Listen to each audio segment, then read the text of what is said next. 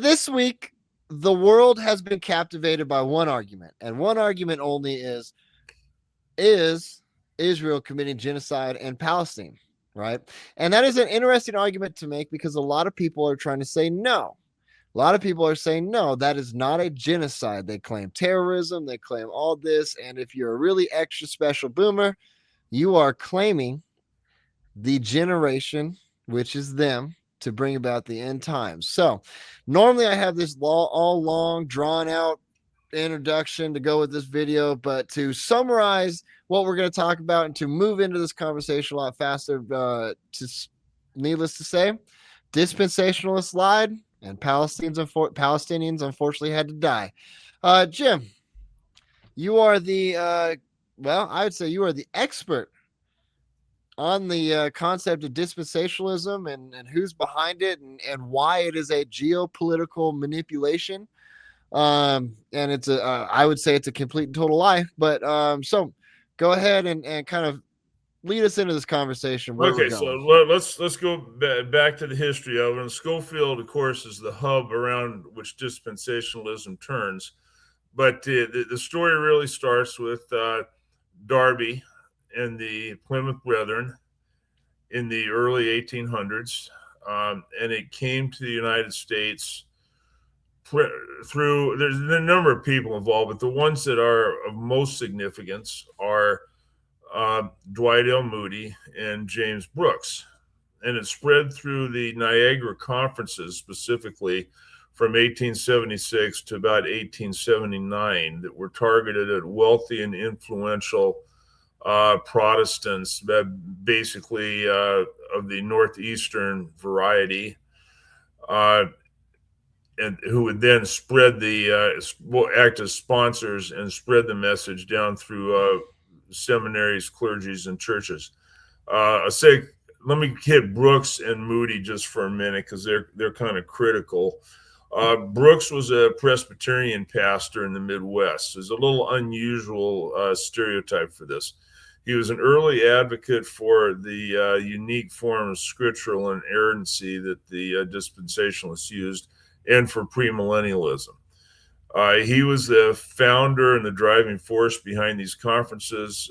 He wrote the 14-point Niagara Creed.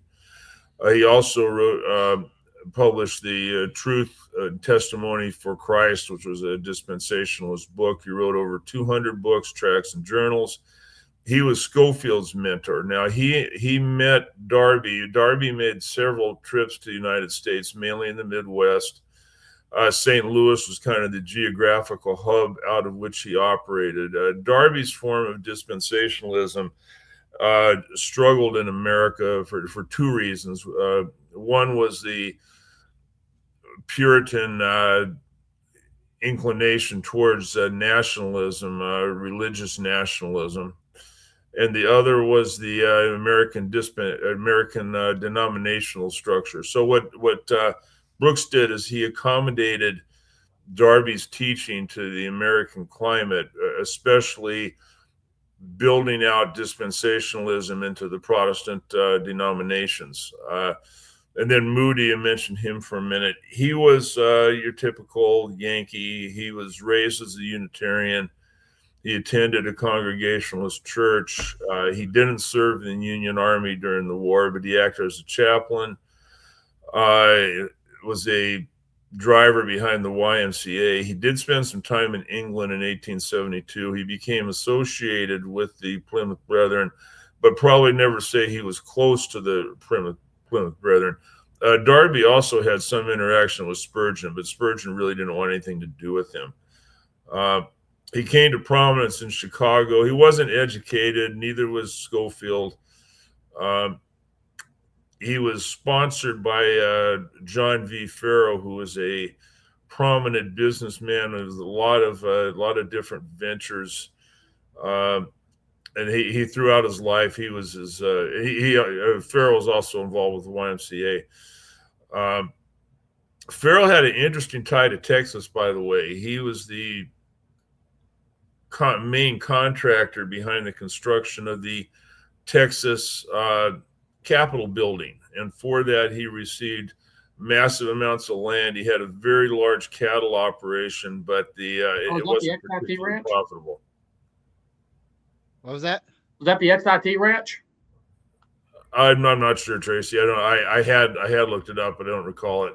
Okay, because I know the guys who designed the Capitol building did get a giant amount of land up in the Panhandle and set up what was known as the That's XIT it. ranch. That's it. Yeah, that's okay, it. so it is the XIT. Yeah, that's it. So anyway, Moody and Brooks are the two drivers behind everything, and Moody was not necessarily a close friend of Schofield or vice versa, but we'll come back to them in a minute. So anyway, that's the starting point. Okay. Let's kind of back it up, okay, because we kind of moved through a whole lot really quickly, right? So the Niagara Conferences being held from 1876 to 1897, which is around the general framework or time that dispensationalism was kind of being pushed into America, and America was they were in the process of, I would argue, kind of receiving a new identity, right? Because we were transferring from a republic coming out of the war between the states to an empire, and so there was a lot of effort to not just establish an identity, but establish a divinity that it could be founded on, right? Because if we move backwards, it was founded on the pillars of Christ and the republic form of government. So now an empire had to be based on something, and the empire was overwhelmingly moving forward with the idea of the proposition nation thesis, which came later, which is to be savior of the world, right? So how did the Niagara Conferences take what was in America and utilize that cultural upheaval that happened because of Reconstruction? And I know I'm kind of generalizing because it wasn't just one area, right? How did they take that and say, the war is a point where America's, the Western civilization is not getting better, the globe's not getting better. So how do they take that thought and then start to push it into, say, evangelical or classical Protestant thought? Well, the Northern Protestant churches were a millennialist of a different sort. They were progressive millennialist, and in that context, they also were Christian Zionists. So Christian Zionism didn't start with dispensationalism; it existed before, and both forms of millennialism that were dominant in Protestant churches at that time were Zionist. Now, Lutherans, pretty much, Catholics for sure, they were amillennialists. They never had anything to do with progressive millennialism or dispensationalism. So I just say that as a reference. Most people that have any background in religion know that. So how did they transfer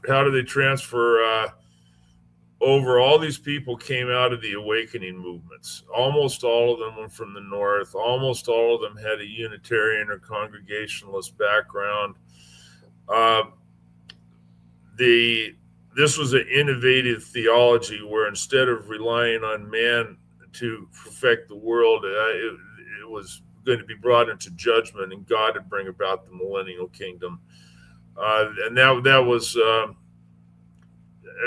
most people that write on it say that came about following the French Revolution in England or France and Europe, and traveled over here and gradually gained adherents. So now I'll stress though that the progressive millennialist and these new dispensationalists, politically and in most other respects, they were actually pretty similar.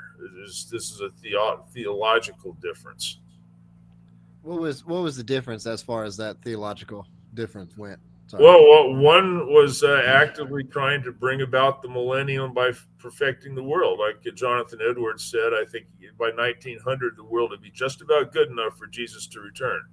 And the other said, no, the world ain't getting no better.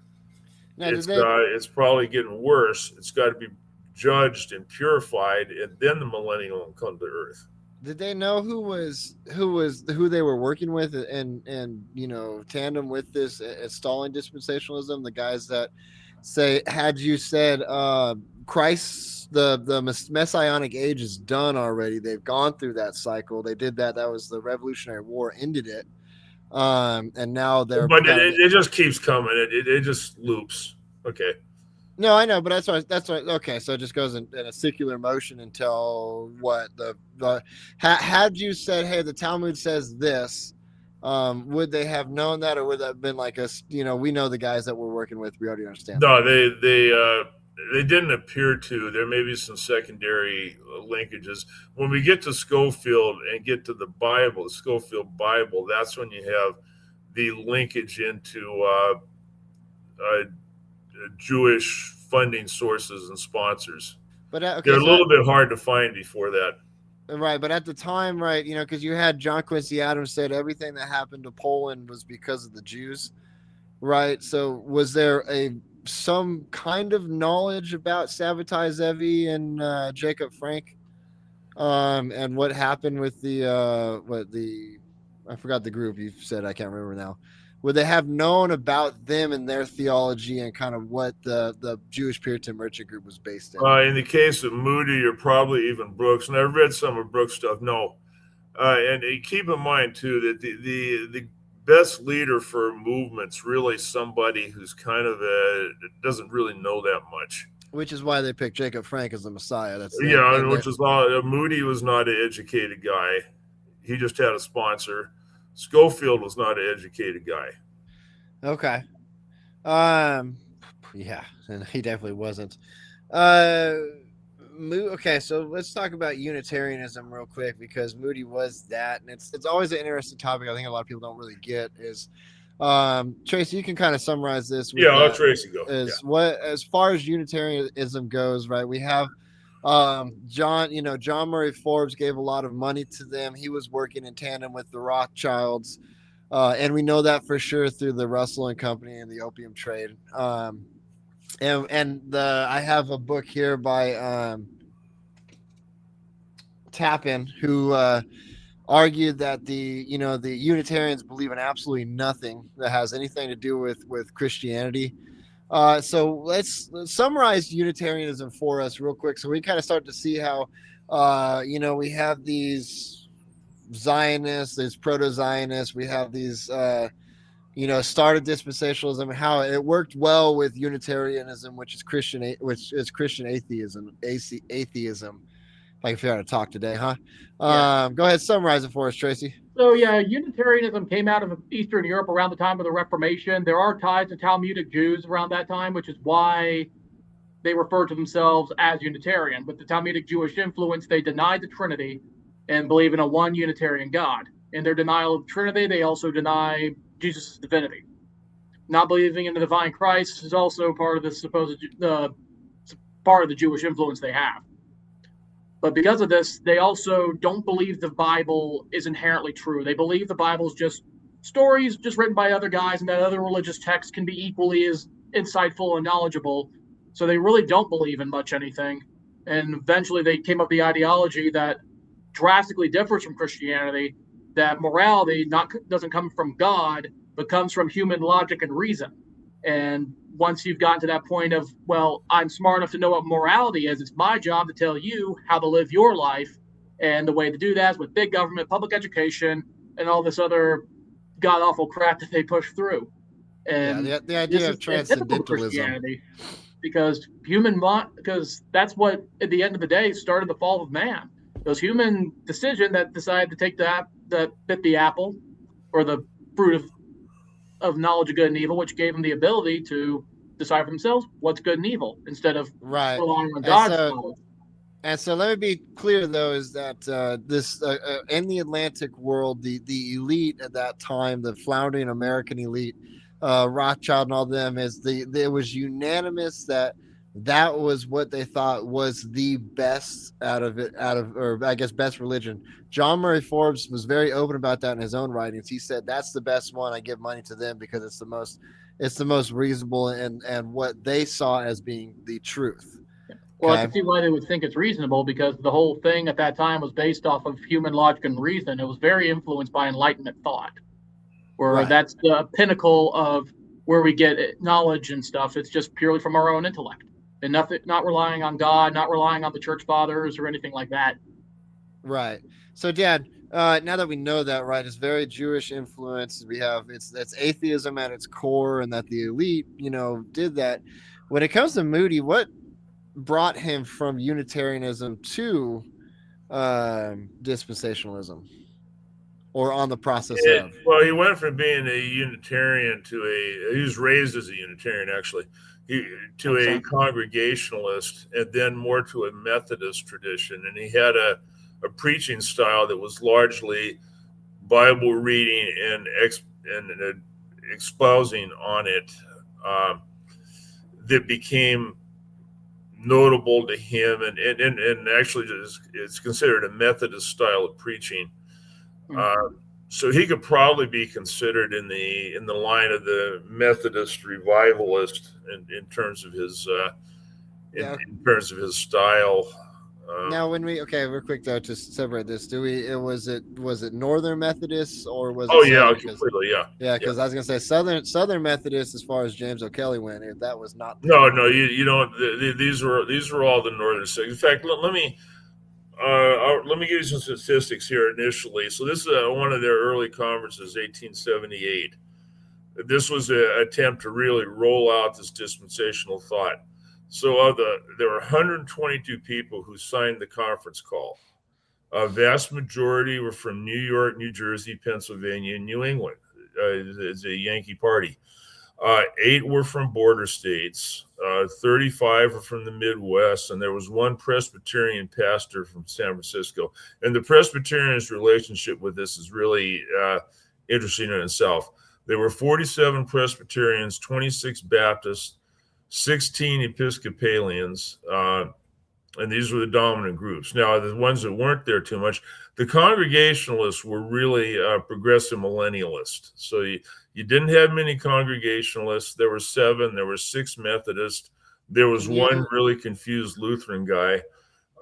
And there was nobody from the Deep South. So you kind of see where this came from. Yeah, the sectional tension there. Can you It was describe completely though? sectional. Yeah. Can you describe though millennialists, and let's talk about that and that ideology real quick, because it kind of does set a basis here. Well, it really follows the Darby's writings that there's 7 dispensations. And at Schofield also did teach that the time between the time of the Gentiles, he called the great parenthesis. That's Orthodox dispensationalism. But the Jews rejected Jesus, but there was a more or less a secondary path back to God, that the covenants to the Jews remained intact, and that they would either come to Christ or have some alternative path back to God, that there would be a rapture. That was an interesting doctrine. It's completely new. Came about from the a couple of verses in Thessalonians, where all the believers would be sucked out of the earth in an instant. Then there'd be a tribulation, and then the believers would return with Jesus. So Jesus comes back twice to rule for 1,000 years. And that was very innovative. That's based specifically on 2 verses in Thessalonians, and never existed, is never thought of before that. Now, with this idea though, just like if you sit in a room and hear this conversation, right? It's like, does anybody do they look at each other and go, "This sounds just batshit crazy," right?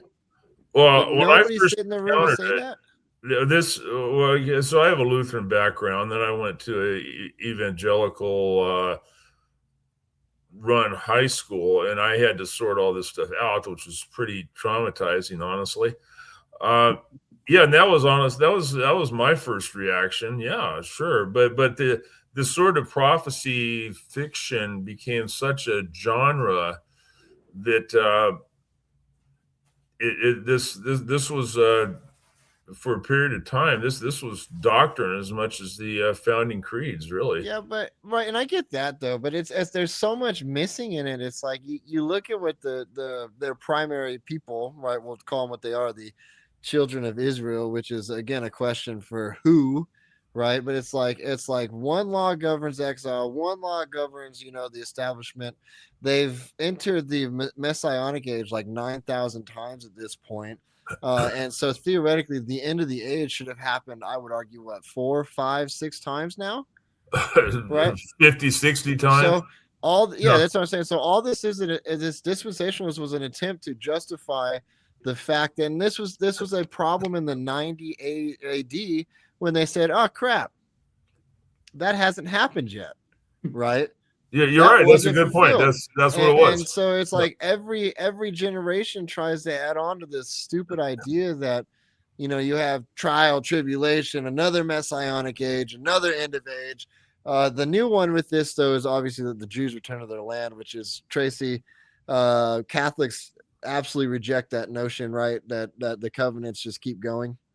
We traditionally do, yes. Unfortunately, in the modern age, there has been a bit of an infiltration of Zionism. But from a traditional Catholic standpoint, the covenant was fulfilled with Christ.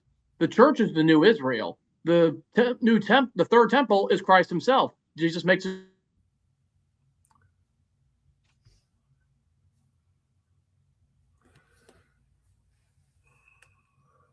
All right, we lost them. But anyway, so keep going.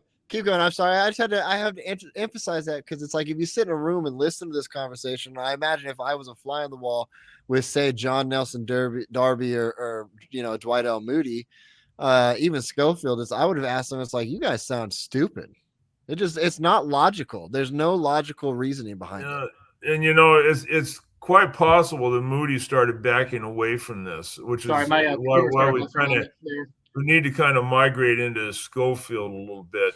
Yeah, we're moving there. I'm just trying to make sure. Okay. The point of this conversation, I want to make sure that everybody kind of understands the working mechanisms that got us to Schofield, and because it's an important point to understand who Schofield was, what he did, and how he was a useful idiot that got connected with very powerful Jewish people.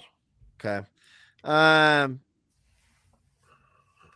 All right, so overall, the end of the Niagara conferences, which, by the way, it seems like around that area there, it seems to be these reform ideology that is kind of laughable in itself. So after that, those conferences ended. What became of it? Where were we at when those conferences ended? Well, the people were dying off, and the dispensation, no denomination actually accepted dispensationalism. Some tolerated it, but the dispensational the denominational support eroded. So there were basically some Presbyterians and some Baptists, and there was one individual, Edgar Y. Mullins, who was instrumental in keeping this alive in the Baptist denomination. And interestingly enough, he wound up in Nashville, but where did he come from? He came from New England. Now, okay, so that's a good point. I because it was a sectional tension, and by sectional tension, I mean there was everybody in the South that laughed at those guys, and then there was everybody in the North who followed it. When it spread to the South through the denominations, was it? I know you have the Bible Belt, but was it like Old Tidewater, Virginia? Was it Jewland, South Carolina? Was it primarily in those areas, or was it like we're going deep in the sticks to the real Southerners? No, it was mainly. It looks like it was mainly in more urban areas and mainly in Baptist churches, and the seminaries were a big factor. The seminaries didn't pick up on dispensationalism at all, so it evolved. You had schools like eventually Dallas Theological Seminary, Cairn, these all evolved from people like Schofield and Moody starting their correspondence Bible schools, which evolved into colleges. And one of the ways it spread is because they graduated a lot of graduates because they didn't have to take a whole lot of classes.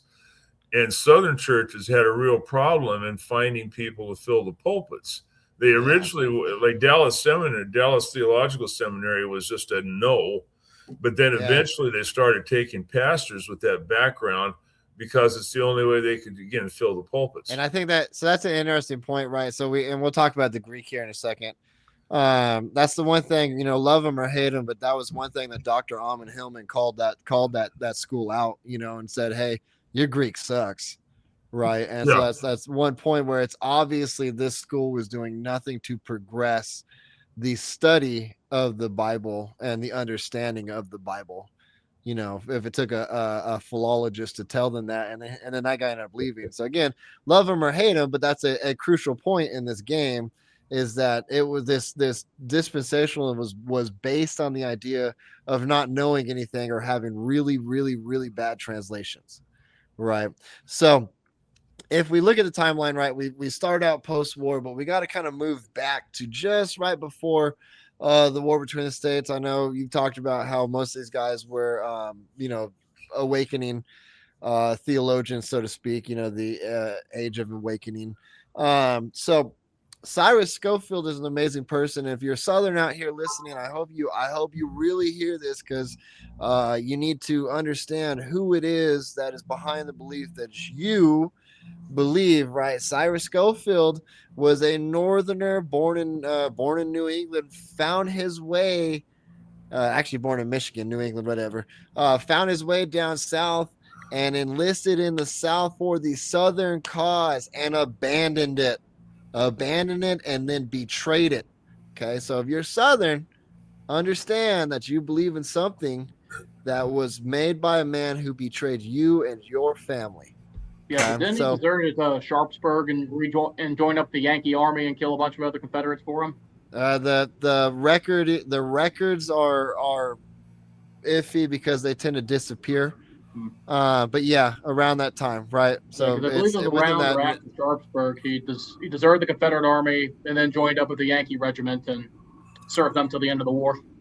Yeah, there are different versions of that. It really depended on who he was talking to try to raise funds.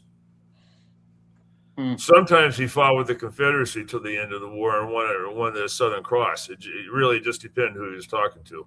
And that one's wild because they have records of who won the Southern Cross. That's actually written and kept. Well, all he needed is have somebody believe it long enough to give him some money. Yeah, because he always told the truth, right? Of course. Yeah. Anyway, so either one of you really, because both of you guys kind of know a little bit of this specific period. Go ahead and enlighten the audience on who Schofield was in this moment of war and abandonment of the Southern people. He was with some New England background. They moved to Michigan. They were nominally Episcopalian as opposed to Congregationalist. He was staying with family in Lebanon, Tennessee, where the war broke out. The one thing for sure is he did fight as a Confederate soldier at Sparksburg, or Antietam, if you want to call it. That's a for sure. Okay. But beyond that, there are different versions. The most likely thing is just what you said, that he was hospitalized. He received a discharge. He then went behind Union lines, took the oath of allegiance, and there he was. So for the Southerners out there who buy into the Israel's, the return, and so on and so forth, understand that you are listening and believing in something that was made by a man, or was helped, I guess, produced, and he wrote the tract on it. We'll call it a tract, right? Because that's exactly what it is. Yeah. On it, and that he abandoned the South, he abandoned the Southern people, he abandoned the Southern cause, which wasn't slavery. Anybody that wants to say that on these, comments, it's just go ahead and exit. So he abandoned the South, right? Can we say that? No, yeah. I would certainly say that. Yeah, we definitely abandoned the South. Okay, so should Southerners believe in something made by a man who abandoned them? I would say not, but it's certainly a lot do. Yeah, there's I think it was Dr. Jeffrey Adicott, and maybe misidentifying who said this, but I remember at one of the SCV conventions, he said there's 3 types of lies out there. There's lies, and damn Yankee lies. And this whole Christian Zionism thing just seems to be just another one of those damn Yankee lies coming from Cyrus Schofield, since historically Christians didn't believe that. That's historically done it. I would say that of all the attempts to take over the South from the North, be it through economics, through the war, through Reconstruction, what took over the South was this. Was dispensationalism. What, Took it over? Fundamentalism or dispensationalism, yeah. Okay. So, all right, moving on. All right, so next step in Schofield's life. Okay, well, he goes to Missouri. He marries a lady from a prominent and wealthy Catholic family, Leonette Labeau Carré, his French name. They had 2 children. He had a career in law and politics. He learned, now that didn't mean he went to school though, because he learned he'd be a lawyer at that time through apprenticing, and he had a interesting sponsor along with the Weiss family, which was John Ingalls, a U.S. senator who was associated with the Secret Six, who were the sponsors of the John Brown and numerous other things. And the primary backers behind Abraham Lincoln. And it was entirely run by I'm starting to understand this more and more, is that John Forbes and the Sir Charles Forbes family in England, which is where a lot of that money came from. Yeah. Once John Murray Forbes was able to procure the title of heir to the Perkins family. Right. You know that as well as anybody. So Schofield was elected to the State House in 1871. He had led Ingalls' campaign for Senate.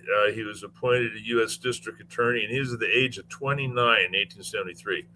However, he was forced to resign due to financial scandals involving promissory notes and forged signatures. I can't imagine. It's not clear whether he was jailed or not for that. He gave an account that he drank heavily. It's not clear that he did. That might have just become an evangelical conversion story that explained him going from basically a shiftless criminal to a minister. Again, don't really know. He wound up abandoning his wife and 2 daughters. Leontine divorced him on grounds of desertion in 1883. He immediately remarried his secretary, Hattie Wall Van Watts. And the people that knew him in Kansas really, nobody ever took him seriously. So, Tracy, this one's for you. Is there something in the water in Kansas? That I couldn't tell you. So let's hold on. Give us a summary just so we can compare. Right? Is that okay? Give us a summary of the fanatic John Brown so we can compare these 2 people that are I guess funded by the Secret Six. Well, John Brown was a Unitarian and a flat-out terrorist. He believed that slavery was so evil that it gave him the right to kill not just the slave masters, but their children and their wives as well. And this is what happened at the Potawatomi Creek Massacre, if I'm not mistaken. Yeah. And he was funded fully by the abolitionists to kill, and he wanted a full-on race war in the South to exterminate every white man, woman, and child down here, and hopefully kill enough of the blacks so that the Yankees could populate the South with a good, proper Yankee folk. So would you say he wanted to kill the Goyim? I could see that. He was definitely inspired by that same kind of revolutionary spirit that does tend to hit a lot of the Jewish people. And I think it is because of his Unitarian background, because of the Jewish influence on the Unitarian Church. Now, Dad, James, this one's for you. Is the John Brown was a little bit of his life as far as, so we can compare it later on to Schofield. Who was he and what kind of a failure was he? He was another kind of useful idiot. He failed economically at everything he did. He had delusions of grandeur. He wanted to see himself as being some sort of savior, messiah figure. He was a very poor planner. He was, they tried to incite. Why was he useful for them in Kansas? Well, they were trying to incite, the Secret Six, that is, trying to incite war in Kansas. But the governor had actually calmed the place down. The bleeding Kansas idea at the time of the war wasn't really true. So he was delusional. He had a messiah complex. He was a useful idiot. Now, when he got to when he committed to the bleeding Kansas, as they call it, Yeah. What was the religion of the guys he killed? The Potawatomi Creek massacre. I don't recall. The primary Catholics that he killed. Oh, okay. No, I didn't know the religion. I didn't know the religious background of the victims. I know how he killed them. I know that he made his sons do it. I know they were traumatized from it. Yeah, they were mostly Catholic, if I'm not mistaken. Yeah, if I'm not mistaken, also Catholic. A lot of them weren't even slave owners. Yeah. No, they weren't. No, I know that. He used that as a justification to kill innocent women and children, but in fact, the ones he killed were actually escaping the South because of the slaves. They were opposed to slavery, so they went that way specifically. So they were Catholics who who were against slavery, and they were killed by John Brown. Yeah. Well, for his perspective, the Catholic would have been the servant of the Antichrist anyway, so it probably wouldn't. Yeah. All right. Anyway, back to Schofield. I just want to make that parallel of we're seeing these useful idiots. Same thing. If we look at the messiahs, but we just need to make that comparison of who the type of people that is funded by this group. Okay, so back to Schofield, married a Catholic, elected. Where were we? Well, he was elected. Then he was lost the position and might have wound up in jail for check forgery and other things of that nature. Then he reappeared in the 1870s after a professed evangelical conversion at a Dwight L. Moody St. Louis campaign. He became secretary of the St. Louis YMCA. He started to be mentored by Brooks, who was a direct association with Darby. It's not clear if Schofield met Darby or not. He might have in St. Louis. He was ordained as a congregational minister. Now, this is interesting because congregational minister is not necessarily a dispensationalist. They're probably not. And he became pastor of the First Congregational Church in Dallas. And this is also interesting in a variety of aspects. There were no congregational churches at all in the South and very few outside of New England. They did try to plant some after the war. They were, of course, the Congregationalists are basically and literally the state church in New England. Yeah, okay, so that's what I say, because you had Lyman Beecher, and you had Julia Howe, right? Wasn't he a Congregationalist preacher? Or was he Anglican or whatever? No, they're Congregationalists. The Congregationalists. So they did have them though. They're very few. There's one I went by in Mississippi. There's one in Georgetown. I don't know actually where it came, but there were very, very, very few. Okay, I'm sorry. I heard. Okay, I was looking at up north, so we're down south now. Okay, my bad. Yeah. There are a lot of Congregationalist churches. Misunderstood. Lots of them up north. That's as I say, they were the state church in New England. They literally were. They were supported by the state until the 1800s. Okay, I apologize. I misheard. Continue on. Okay. Now, this congregation in Dallas was strange too. This is basically like a carpetbagger congregation. They were people from somewhere else. They were here for economic reasons. One of his primary sponsors was a guy named George Bannerman, who was a Dealey. George Bannerman Dealey. He was a 33rd degree Mason. Is publisher of the Dallas Morning News, and there were lots of very large percentage of Masons, a lot of them high level and associated with this church. Masons, yes. Tracy, who are the Masons, real quick?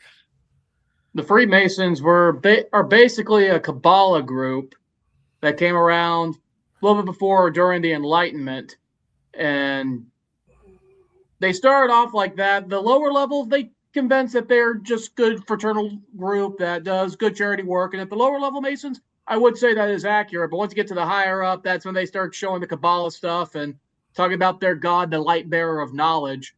And Albert Pike is the one who mainly writes that kind of stuff. And he flat out did legitimate Kabbalah, occultive, and even occultish and witchcraft and satanic rituals. And he was obsessed Rather with than the hide behind the good phallus. work and the charity at the lower levels, or the higher levels in secret do all this occultist satanic stuff. Yeah. So now I emphasize that because the Masons were who we call the foot soldiers of the I'm going to say of the Rothschilds, and we know that their religion was we call it Kabbalah, but their primary belief came from Jacob Frank and his alliance with the Rothschilds. So they were the foot soldiers, and so we're starting to build this connection together. And anyway, James the Elder, carry on. Okay, so that's the point I had to make. He has this congregation. He's not there a lot. The salary he makes is about $600 a year. But so in current terms, it'd be like being a high school teacher. You know what that is. Mm-hmm.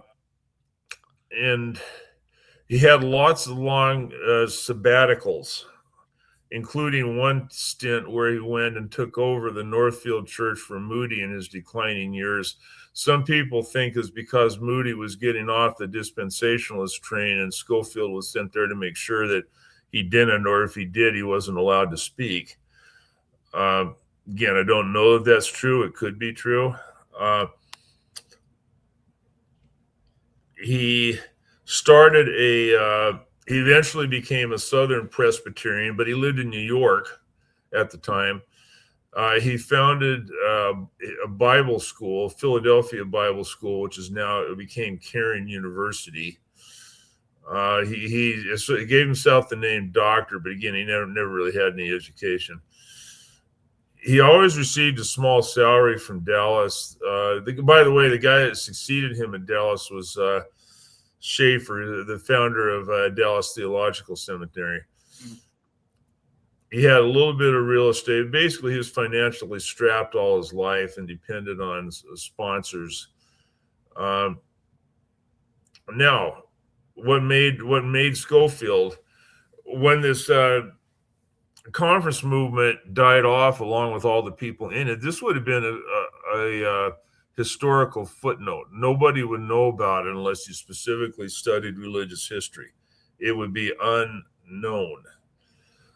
Except for Schofield, that codified it. And this was a really odd story too, because Schofield, he wasn't a big time writer. He wrote religious tracts and pamphlets. But he was selected to go into this secretive Lotus Club in New York in 1901. A fundamentalist preacher was the last person you would expect to be involved with this. It was as far removed from fundamentalism as anything could be. He didn't have money for the membership, which had been about 20% of his salary. He was sponsored by Horatio Nelson Fraser and John Elderkin, who were prominent members of the governing committee, but it would have had to go through a subcommittee, probably in the area of literature, and that means that he would have gone through Uddemeyer, who was one of the most prominent Zionists in the country at the time. Samuel Uddemeyer, well-known criminal attorney, is probably anywhere from the second or the fourth most prominent Zionist, who was really having to sell the Zionist idea to the Jewish population at the time, because most of them weren't. And he was sponsored. He got to go to England. He worked with some interesting characters in England in generating this thing. Brooke Westcourt and Fenton Hart, who were kind of occultists. They founded the Hermes Club and the Ghostly Guild, and they supposedly used the original Greek for this, as opposed to basing it off the King James Bible, which you could easily read over and not this isn't too important, but using their interpretational methods, the differences became important. And this was all, dispensationalist communities weren't really even aware of this until around 1942, when there started to be some written on it. And one of the there are just a couple biographies on Schofield. One of them is from Turnbull, I believe his name is, who was just a religious writer in the 1920s, and the other was from a guy named Canfield, who was a recovering dispensationalist, and that was pretty scorching. But that's probably the definitive book on Schofield and his background. Yeah. Now, the thing is, I think we need to understand too, is that they believe they were using the original Greek, right? Realistically, that those translations and the amount of Greek that we actually knew at that time was not the best use of translation, because we didn't have a lot of documents, a lot of philology that was being done on these things. And to be honest, a lot of people think they have the original translation, or I know I've encountered it this past week, is that this is based off the scriptures. Like, well, that's cool, but the Greek hasn't, they haven't updated the Greek, and anybody that's wanted to update the Greek now within the past 10 years is being sacrificed on the cross, because they don't want to change a translation that was made that long ago. Right. And so this was kind of, and they knew that then when they were making that, is that they did not have the actual, their Greek was trash. To quote these two individuals, Westcott and Hort, it really, from the notes, looks like they're certainly as responsible for the Schofield Bible as Schofield was. And even after he died, I'll read this. This is kind of an interesting story. When Dr. James M. Gray, speaking at a conference in Pennsylvania, announced Schofield's death, he asked the audience how many had ever heard him speak. Only 5 or 6 hands went up. But when asked how many were users of the Schofield reference edition of the Bible, there was a perfect forest of hands. The man is never as real as his work. And that pretty much sums it up. Apart from that book, no one would, dispensationalism in these conferences would have been a historical footnote, and so would Schofield. Now, as a general note, I'm sure we're getting to it here, but who funded the Schofield Bible? Who held the majority of the shares of the Oxford University printing press? I believe that's Rothschild traceable. Yeah. Am I right on that? Yeah, absolutely. It's Rothschild traceable. That was, there's no way around this. When we look at how this developed and the usefulness of Schofield, there's no way around the idea that they were actively printing a lie and handing it to people as if, and the Bible's more than enough, right? Obviously, if you heard Schofield talk, you probably would have said, man, this guy's nuts, right? But if you read it in a Bible with little notes at the bottom, how many Christians look at the reference notes and go, oh, this must be true because it's in my edited Bible, right? Tracy, what do you think? Yeah, I think a lot of Christians sadly take that attitude. I've seen, when I was in the Protestant churches, I saw mainly people getting, during the Bible discussions, just when they wanted to add something, they just read directly from their Bible notes, thinking that was just what it was. Right. No one in my church had a Schofield Bible, at least not that I was aware of or not that I encountered. Yeah, but okay, so here's the deal, though. Let me tell you this, right? Is that you don't have the Schofield Bible, but you know what is a updated version of the Schofield Bible? What? Is the new international version, the Bible that goes to everybody. And James, we had this conversation, is that, you know, the Jews, on the other hand, they take the sages, which is part of the Talmud, they take the sages as truth, but we know that it's even if there's notes there, and like I said, it's like some things, you know, Nachmedis and Memodis have, you know, good comments, and other times where you just got to sit there and go, no, that is nuts. But I think more often than not, most people read those little, you know,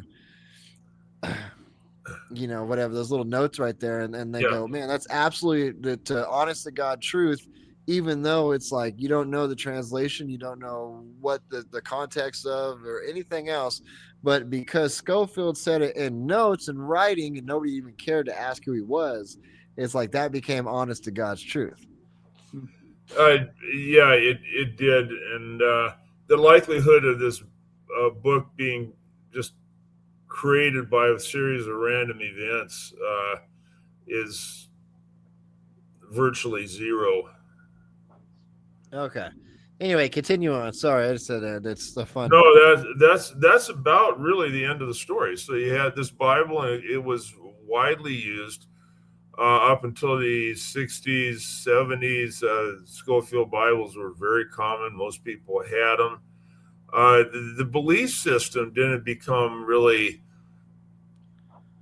broadly accepted till after World War II, which is a little probably surprising to a lot of people. The Southern Baptist Conference severely chastised Truman for recognizing Israel. The Fundamentalist magazine did likewise.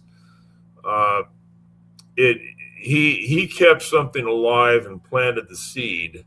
I wouldn't say it expanded in the first half of the century, but it got after World War II and the Cold War years. It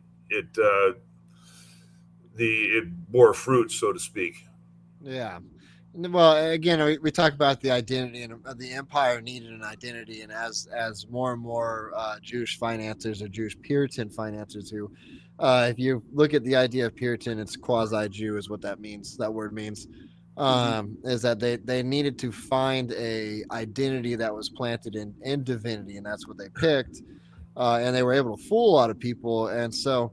When it comes to this, and we look at the modern working of the world today, right? We look at Gaza, and a lot of them, James Yelda, I know we talk about this all the time, and I know you probably get frustrated at hearing this, but a lot of people from your generation are under the impression that they are absolutely the generation to bring about the end times because the nation of Israel was founded.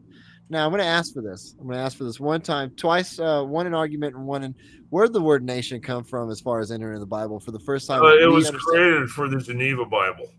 So nation typically had the idea of a modern nation state before the Puritans didn't exist at all. It meant a group of people with a common culture, common history, kind of a natural civilization.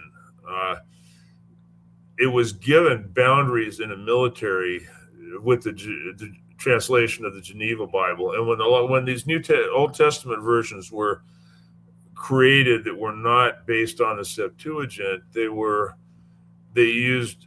made very heavy use of rabbis to do the translation, and this created a lot of words in English that were either new or they were redefined. And nation was actually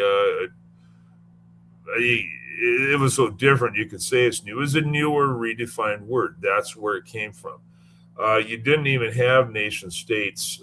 Germany wasn't a modern nation state till 1872, and I think Italy 1871. This was a new thing during the time of the Puritans. Right. And so a lot of people think that the idea of a nation, which is it's the irony of the nation, the modern nation of Israel, which was a lot of Christians who are apparently, into the idea of freedom and hate communism or Marxism. The nation state of Israel was founded by self-proclaimed, and I'm going to say self-proclaimed in their own words, Marxist. Oh, right? Totally. Yeah. Ben so, Gurion was his hero was Lenin. Yeah. Yeah, and so they were self-proclaimed, which is the irony when I see people argue for freedom and all this other crap that they think exists in the empire of America, right? But we're dealing with people who are self-proclaimed Marxists. But when they use this idea of that people, the Jews, and I know that the Jews is the wrong word because it's Hebrew, and no matter what, it's always Hebrew. That is a definitive line that was passed down, and whoever put the word Jew in there was a terrible translator. But when they come to that, entering the Jews back to Israel, right, is that where do they get the idea that with them going back to Israel, it's okay to bomb people to establish that Jewish kingdom? Which Amalek. Yeah, you make the other people the servants of evil, and the are trying to eradicate the Gog, whatever you want to call them. Now, it's the same way you do any genocide. You make someone a subhuman, and then it's okay to get rid of them. Get rid of them all. Yeah, I know I understand that. I know I'm trying to say this for the audience who may not know And it just bugs me that people would not consider life because it's like that's the main thing with Christ is love and stewards of the earth and wisdom and love thy neighbor, right? And obviously, if you ask a Jew who his neighbor is, it's going to be a Jew, and if you ask a Christian, it's going to be everybody. It's going to be right? everybody. Tracy, Yep. right? Is that true, Tracy? Yeah. Christ That's made what it very the clear that in the story of the Good Samaritan, in Jewish eyes, a Samaritan would not be considered a neighbor. But in that story where a Jew was helped by a Samaritan, they asked the Pharisees, who was that man's neighbor? Was it the Jew who ignored this man, or was it the Samaritan who helped him? Obviously, it was the Samaritan who helped him. No, nothing could be clearer. Nothing could be clearer. Exactly. Nothing could be clear, And right? unfortunately, within Talmudic Judaism, they don't see non-Jews as even human. The term goyim literally translates to cattle, and the Talmud also says that non-Jews, the goyim, were basically beasts given the bodies of humans so they could better serve the Jew. This is how they view non-Jews. Unfortunately, it's just the chosen people taken to an unfortunate extreme where they don't regard the lives of anybody else. They just see them as the same way as you or I would see a cow. Yeah. So, okay. So James the Elder, Tracy, I appreciate that because that's exactly what I was trying to get at. You nailed everything that was on that question. James the Elder, if you had a 5-minute pitch right now to people of your generation who are diehard Schofielditis, if you had a 5-minute pitch to tell them to wake the heck up and walk away from this because that's not what Christ said and that's not what the covenant, even the Puritans didn't believe that covenant theology. Yeah, and 5 minutes is about all I have too. So what I would say is intellectual honesty is never a sin. Take a look at your beliefs, understand where they came from. Within evangelical dispensational thought, the idea of bringing up the history of the belief system or the people that brought it is always treated as off limits. It's treated off limits for a very good reason. Look for yourself. God's not going to send you to hell for trying to understand something and seeking the truth. He will reward you for that. Mm-hmm.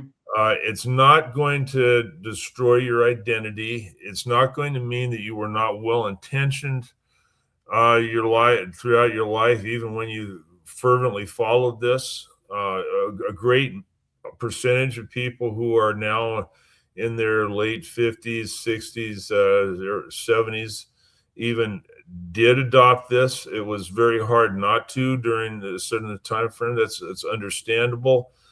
But don't hold on to it because you think you're going to erase yourself or because you feel guilty about questioning any of it. These people were largely frauds. They certainly were not particularly well educated. Seek the truth. That's never a sin. Seek the truth. Now, okay, I appreciate that. That's true, right? Because it's like you know that you're not going to be killed. I know a lot of those guys will tell you that if you ask questions or see things from a truthful or historical fact perspective, they say, well, that's seeing things from a world position, right? But so can you spend No, it's not. It's seeing things from the perspective of historical Christianity. Yeah. Their beliefs are novel, they're new, and they're continually evolving. Can you spend just 2 seconds talking about the good earth real quick and see, did that tie into that at all? Not too much. There's a conceptual tie-in of the millennialism, the perfecting the earth. Of course, that was Pearl Beck's book. It relates to the Civil War and the multiple wars in China that were driven, really encouraged by the China lobby, which was largely missionaries. Okay. But it's not super direct, but there's some conceptual. Tracy, 2-minute pitch. Okay. What would Catholics say about this to turn away from dispensationalism? Tell us about the Catholic view. The Catholic view would be to follow tradition, follow the scriptures, and follow the church teachings. Historically, the Catholic Church never believed this stuff. Like I said previously, the covenant was fulfilled with Christ's crucifixion. He is the new third temple, meaning we are the new chosen people, and the church is the new Israel. This is not only backed up by scripture, but by church fathers such as St. Augustine, St. Thomas Aquinas, St. John Chrysostom, and even St. Paul makes it even clear that the chosen people are those who belong to Christ. You are in Galatians 3:29, I believe. So my pitch, follow what the church has traditionally taught. Go to the scriptures, go to the church fathers, and go basically before the 1960s. All right. You heard it, and I agree with that too. Is that Christ's covenant nullifies every other position, and that the chosen people of Israel that are there now fundamentally hate Christians and fundamentally hate Christ. And if you are any of those, understand that even if you support the children of Israel, to be honest, you are hated by them. And at the end of the day, the Talmudic law that gets installed with their kingdom is not favorable at all in any way to you. Okay, so understand that if Christ did not say it, not a thing. Okay, Exactly. And that's just a hands down. If Christ didn't say it, it's not a thing. And Christ didn't say Israel is the way, the truth, and the life. Christ said, "I am the way, the truth, and the life." And Christ flat out told the Pharisees, because they deny him, that your father is the devil. That's in John chapter 8. And even said to the Pharisees that because they're trying to kill him in the parable of the farmer and the tenants, that this is why I'm going to take the kingdom of God away from you and give it to those who will produce its fruits, which is us, the Christians, the people who actually follow him. It's very clear. There's no reason to try to be nice in how you say that. It's very clear. Anyway, I appreciate you guys as always. This was a good setup, and Tracy, I hope you come back next week. It was good to have you. History is the topic that people love from this channel, and so especially when it ties into modern news. So I appreciate that, guys. Thank you for your support and your love and just everything. I see it every day. I look forward to seeing your support, your continued support. You will find us on. We have a Facebook page, we have a YouTube page, we got a Twitter. An X account. And I said YouTube. We got a Rumble. Okay, we will be on all of those sites. Please go support all of them. We'd love to have your support on that. And Facebook is new and improved, so we're going to start having more actual comments and documents and things like that show up on that site so that you can see what we are talking about and engage in the intellectual aspect of it. James and Tracy, I appreciate you guys being here as usual. We are America. We are across America right now. So